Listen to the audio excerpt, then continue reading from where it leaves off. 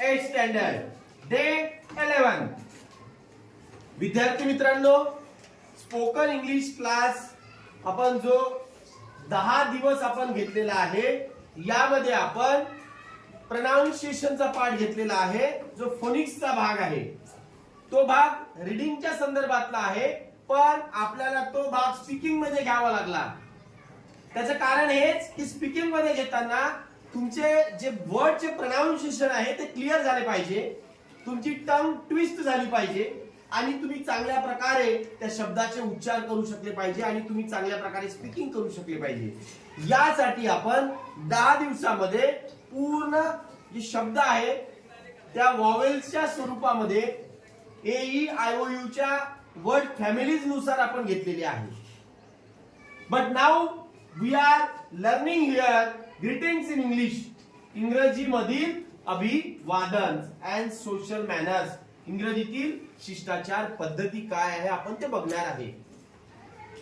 इंग्रजी भाषेची बोलण्याची विद्यार्थ्यांमध्ये भीती असते की आपण बोललो तर दुसरं काय म्हणेल, आपण बरोबर बोलत आहे का.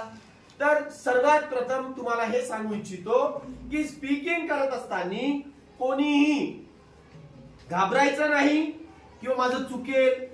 Practice makes a man perfect. सरावाने मानव परिपूर्ण होतो. तर तुम्हाला स्वतःला सराव करावा लागेल. For speaking English it is necessary to have the practice, to have the atmosphere. तशा प्रकारचं वातावरणही पाहिजे. मग तुम्ही काय करायचं रे, आपल्या विद्यार्थ्यामध्ये काय करायचं, छोटे छोटे वाक्य बोलायचं आणि इंग्रजीची जी भीती आहे ती दूर होईल. दुसरी गोष्ट अशी की जेव्हा तुम्ही इंग्रजी स्पीकिंग करता तर त्याला मोठे ग्रामर पाहिजे बा, ग्रामरचं स्ट्रक्चर कसं आहे, ग्रामर माहित पाहिजे, याची गरज नाही. छोट्या छोट्या वाक्यातून आपण इंग्रजी चांगल्या प्रकारे बोलू शकतो. बाबा भरपूरचं ज्ञान पाहिजे आणि भरपूर आपल्याला ग्रामरचे सेंटेन्स माहित पाहिजे नाही. छोट्या छोट्या याच्यातून आपण ते हळूहळू शिकण्याचा प्रयत्न करूया. Because we are beginners. आपण काय आहे, बिगिनर्स आहे आणि त्यामुळे छोट्या छोट्या वाक्यातून आपल्याला शिकायचा प्रयत्न करायचा आहे. Okay, have you got it? Yes, sir. So have you enjoy spoken English? Yes, sir. आता बघा, याच्यामध्ये आपण बघत आहे की इंग्रजीमधील अभिवादन आणि इंग्रजीमधील शिष्टाचार पद्धती काय आहे. तर याच्यामध्ये पाहताय की जेव्हा आपण एकमेकांना भेटतो तेव्हा खालील प्रमाणे शब्द प्रयोग, वाक्य प्रयोग केला जातो. पहिला आहे हॅलो. मी एखाद्याला भेटलो तर मी काय म्हणेन, हॅलो.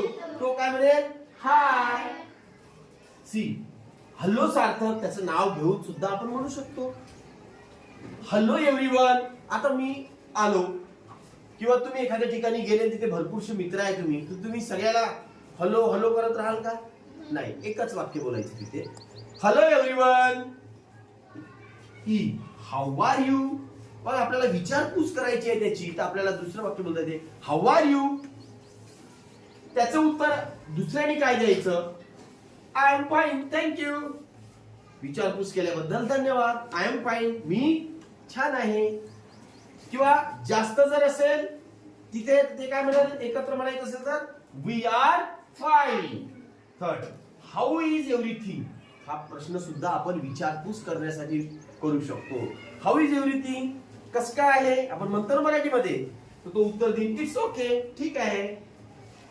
असं पण उत्तर देऊ शकतो, एव्हरीथिंग इज राईट. सगळं काही ठीक आहे, ऑल राईट, सगळं ठीक आहे. ठीक आहे. तर अशा प्रकारे आपल्याला इंग्रजी बोलताना सुरुवात करायची आहे. विद्यार्थी मित्रांनो, आपण आता बघणार आहे तू कसा आहे अशा प्रश्नाचे उत्तर दिल्यावर खालील प्रकारे प्रश्न विचारा. आता एखाद्याने जर तुम्हाला हाऊ आर यू म्हटलं, तुम्ही उत्तर दिलं की आय एम फाईन थँक्यू, मग तुम्ही त्याला प्रश्न विचारू शकता. Okay, how about you. तुझ्याबद्दल कसं, तू कसा आहे. उत्तर येईल आय एम फाईन टू. मी सुद्धा छान आहे. दोन मित्र भेटले, एका सुरेश नावाच्या मित्रानं काय केलं, विचारलं रमेशला, काय विचारलं, हाऊ आर यू रमेश. रमेशने उत्तर दिलं आय एम फाईन थँक्यू. मग रमेशनं पुन्हा सुरेशला विचारलं हाऊ अबाउट यू, काय देईल सुरेश उत्तर काय देईल, आय एम फाईन टू किंवा आय एम ऑल्सो फाईन. ठीक आहे. आता बघा तिसरं आपण बघणार आहे, जर तुम्ही वेळेनुसार अभिवादन करू इच्छित असाल तर सकाळपासून दुपारी 12 वाजेपर्यंत खालील प्रमाणे शब्द प्रयोग केला जातो. आता काय रे, आपल्याला सकाळी कोणी भेटलं तर आपण अभिवादन कसं करू, गुड मॉर्निंग काय म्हणायचं, गुड मॉर्निंग. किंवा काय म्हणू शकतो, त्याचं नाव घेऊन म्हणू शकतो, good morning Harish, Shri, good morning everyone. आता इथं भरपूरसे विद्यार्थी असले किंवा भरपूरसे लोक असले तर आपण काय म्हणू, आपण जर तिथे गेलो गुड मॉर्निंग एव्हरीवन, ठीक आहे. त्यानंतर गुड मॉर्निंग टू ऑल असं पण म्हणू शकतो सगळ्यांना, गुड मॉर्निंग टू ऑल. तुम्ही वर्गात आले, तुमच्या तुमच्या मित्रांना तुम्हाला म्हणायचं आहे, भरपूरसे मित्र बसलेले आहे, good morning everyone, good morning to all. अशा प्रकारचं पण म्हणू शकता, good morning all of you. आणि पाचवा आहे मॉर्निंग अक्षय, एका याच्यात पण म्हणू शकता मॉर्निंग अक्षय, म्हणजे एखाद्या मैत्रिणीचं मित्राचं नाव घेऊन सुद्धा तुम्ही म्हणू शकता. तर विद्यार्थी मित्रांनो, आता आपण चौथा इथे मुद्दा बघत आहे, दुपारी 12 वाजल्यानंतर संध्याकाळी 5 वाजेपर्यंत गुड आफ्टरनून असा शब्दप्रयोग केला जातो. बघा example, good afternoon teacher, good afternoon grandmother. आता बघा पाचवा, संध्याकाळी 5 पासून रात्री 9 वाजेपर्यंत गुड इव्हनिंग असा शब्दप्रयोग केला जातो. आता सर तुम्ही म्हणाल तर डायरेक्ट टाइमच दिलेला आहे 5 वाजल्यापासून तर 9 वाजेपर्यंत, कारण जनरली आपण काय करतो, 5 वाजल्याच्या नंतर थोडा आपल्याला अंधार सुरू होतो, 5 ते 6 ऋतुमानानुसार तो सूर्यास्त होत असतो आणि त्यानुसार आपण तो गुड इव्हनिंग अशा प्रकारे म्हणत असतो. तर मी एक ऍव्हरेज टाइम इथे 5 टाकलेला आहे, तर इकडे 9 वाजेपर्यंत टाकलेला आहे. ठीक आहे. तर 9 वाजेपर्यंत आपलं जेवण वगैरे होत राहते, तर त्यामुळे आपण तिथे गुड इव्हनिंग सुद्धा म्हणू शकतो. किंवा संध्याकाळच्या टायमाला बैठकीला त्या वेळेला आपण एखादी बैठक घेत असलो त्यावेळी सुद्धा आपण गुड इव्हनिंग म्हणू शकतो. तर example, good evening my friend. Okay, have you got it? Yes, sir. Yes, speak good evening my friend. Good evening, my friend. चला आता 6वं बघू. रात्री निरोप घेताना झोपण्याच्या वेळी गुड नाईट असा शब्दप्रयोग केला जातो. आता रात्री आपल्याला निरोप घेताना, आता आपण मित्र भेटलो आणि नंतर आपल्याला घरी जायचं त्यावेळेस आपण सगळ्यांना काय म्हणू शकतो, गुड नाईट फ्रेंड्स. ठीक आहे. किंवा घरी आपल्या घरी झोपण्याच्या वेळेस काय म्हणू शकतो, झोपण्याच्या वेळी good night mother, good night father. तर विद्यार्थी मित्रांनो, आपण ग्रीटिंग्स इन इंग्लिश इंग्रजीमधील अभिवादन अँड सोशल मॅनर्स इंग्रजीमधील शिष्टाचार पद्धती यामध्ये 7वा मुद्दा बघत आहे की तुम्ही दिवसा एखाद्याला भेटल्यानंतर खालील शब्दप्रयोग केला जातो. आता बघा, दिवसाला तुम्ही एखाद्याला भेटत आहे, आपण हे शिकलो की सकाळी भेटलो तर गुड मॉर्निंग म्हणतो, त्यानंतर दुपारी भेटलो तर गुड आफ्टरनून म्हणतो, सायंकाळी भेटलो तर गुड इव्हनिंग म्हणतो आणि रात्री झोपताना गुड नाईट म्हणतो. पण याच्याही व्यतिरिक्त दिवसाला आपण जर कोणाला भेटत असेल तर आपण असं म्हणू शकतो, good day to you sir, शुभ दिवस सर. ठीक आहे. त्यानंतर हॅव अ नाईस डे, तुमचा दिवस छान जाओ. त्यानंतर आपण तिसरं म्हणू शकतो की हॅव अ गुड डे, तुमचा दिवस चांगला जाओ. यावर दुसऱ्याने काय करायचं आहे, सेम टू यू असे म्हणू शकता. जर एखाद्याने तुम्हाला गुड डे म्हटलं, हॅव अ नाईस डे म्हटलं, तर तुम्हाला त्याचं उत्तर देता येते सेम टू यू. ठीक आहे. आता 8वा मुद्दा बघू, एखाद्याची ओळख करून देताना. आता 2 मित्र आहे आणि एखाद्याची मला ओळख करून द्यायची आहे 2 मित्राची. एक केदार आहे आणि एक फारुक आहे, म्हणजे 2 मित्र आहे आणि त्याच्यासोबत एक तिसरा अजून मित्र आला. तर हे 2 मित्र एकामेकाला ओळखतात, पण तिसऱ्या मित्राची ओळख करून द्यायची असल्यामुळे ते आपण काय म्हणणार आहे तिथे, दिस इज माय फ्रेंड. आता इथे आपण अर्णव नाव घेतलं, बरोबर आहे.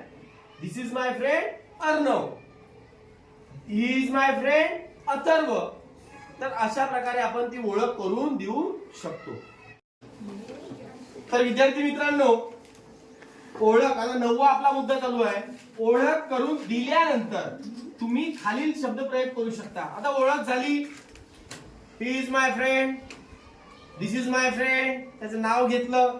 मग आता ओळख करून दिल्यानंतर काय, थोडी वार्तालाप होते. तू काय करतो, कुठे जॉब करतो, काय करतो, कोणतं शिक्षण घेतो, असं बोलणं होते ना आपलं. मग ते बोलणं झाल्यानंतर आपल्याला असं म्हणता येईल, नाईस टू मीट यू, तुम्हाला भेटून छान वाटले.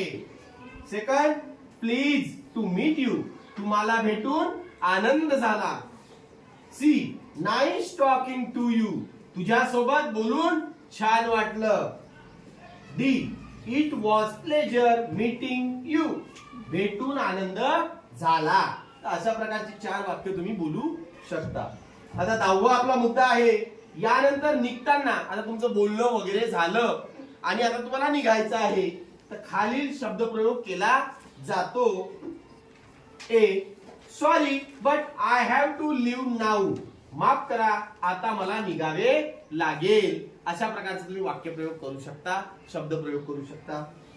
बी, I am off now, thanks for everything, मी निघतो, तुझा आभारी आहे. किंवा एका छोट्या शब्दामध्ये म्हणायचं, शब्दप्रयोग करायचा असेल तर बाय म्हणू शकता, गुड बाय म्हणू शकता. तर विद्यार्थी मित्रांनो बघा, ई, ओके बाय असं तुम्हाला म्हणता येईल. सी यू, भेटूया. सी यू देन, नंतर भेटूया. सी यू टुमारो, उद्या भेटूया. अशा प्रकारचे शब्दप्रयोग, वाक्यप्रयोग आपण निरोप घेताना म्हणू शकतो. तर 11वा मुद्दा आहे, एखाद्याला शुभेच्छा देताना किंवा एखाद्या कार्यासाठी खालील प्रमाणे शब्दप्रयोग, वाक्यप्रयोग केला जातो. एखाद्याला एखादं कार्य करत आहे, तर त्याला आपल्याला शुभेच्छा द्यायच्या आहे, तर त्या कार्यासाठी आपल्याला काय म्हणता येईल रे, good luck, good luck to you, best of luck, all the best, God bless you, I hope you get success. आता तुम्हाला त्या व्यक्तींनी शुभेच्छा दिल्या, आता तुम्हाला शुभेच्छा देणाऱ्या व्यक्तीला तुम्ही खालील प्रमाणे शब्दप्रयोग करू शकता. थँक्यू म्हणजे काय होते, धन्यवाद.